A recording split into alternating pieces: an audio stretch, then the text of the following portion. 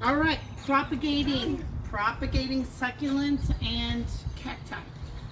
Get a big old pot and fill it with soil. We have our soil video on there that you can make your own soil. It's super awesome. Peat moss, blood meal, bone meal, and perlite. And that's it. It's perfect for what we're doing.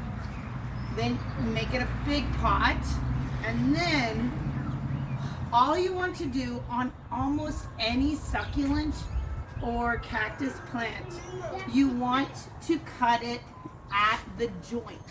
So you can actually cut it at any joint. You can cut it at the top joint right here, like that. Or if you want a larger piece, you can actually cut it from a bigger part. So let's say you want a really big, this is a bunny ear cactus. You want a really big piece, you can actually cut it somewhere like this. And ta-da, that's a big plant. You put it in and it works just the same. It will produce roots. Okay, so this is a bunny ear cactus. Boing, boing. All right, this right here is a starfish cactus. So it's a little harder to see the joints on it, but you can see how it's grown right there. And you're gonna cut it right at the joint.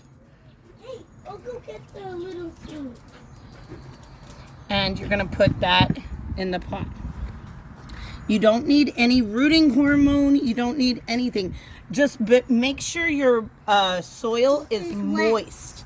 Yeah, the soil, yes, nice and wet. So, because you're not really gonna water these. You're just gonna keep the soil nice and wet. And these are the joints. Are they? Okay. Yes, On vining plants like this. This is raindrops. Okay, a string of raindrops. You can actually put it in something big like this, and then it will produce roots as it grows. So you can propagate this one of two ways. You can just cut off a piece like that, no root, and pull off a couple of these and then stick it in. Or you can actually, it's not really propagating, it's just repotting. You can take a piece of this and go all the way down into the roots. These are where the joints are at. Go all the way down to the roots, pull it out from the roots, and then you're just going to repot it. Now from this little clump, it would actually, it can grow big and wide enough to fill an entire hanging pot. Can we bring it to the market? So you don't, and it already has roots, but wherever you stick this into the soil, it will produce new roots. Vining plants are awesome like that. They take very, very little work to grow new roots. And working with succulents, this is a jade plant. These have new growth. Wherever you see these new growth, these new little stems, that's a new joint. You can clip it right at the joint, and then you stick it into the soil. It does not need any special rooting hormone or anything. It will produce its own roots just like that. You can actually propagate plants like this. This is a jade plant from leaf cuttings. Any echeveria, any this is a coral succulent, and you can propagate from the leaf itself, so you can actually pull off one little leaf and put it in, and it will produce its own roots and become a new system.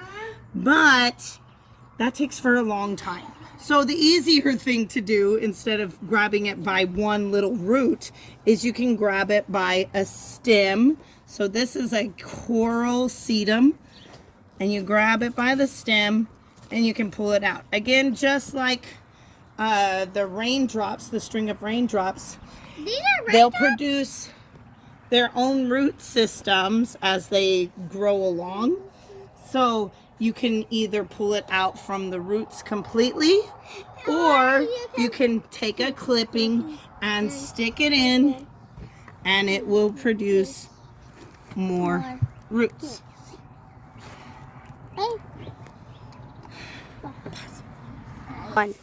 Now, doing propagating works even with huge pieces like this.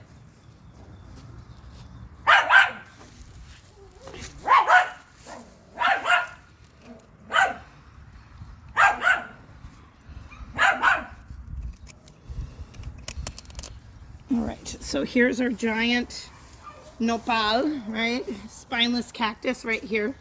So I'm putting this whole huge thing into a pot that I've already prepared, and it will become a whole new plant.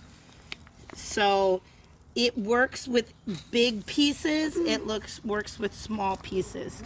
You don't have to start with just a little tiny clipping. You can go big or go home. All right, peace out.